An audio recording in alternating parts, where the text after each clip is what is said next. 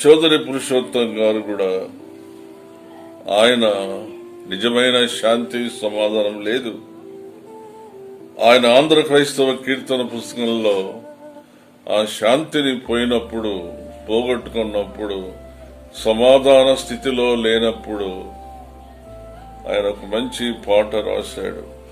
ఉన్నా పాటునా వచ్చుచున్నాను నీ పాద సన్నిధికో రక్షక. ఎప్పుడైతే ఆయన పాద సన్నిధానానికి వచ్చాడో, ప్రార్థన చేశాడో, ఆయన జీవితంలో శాంతి సమాధానం దొరికింది.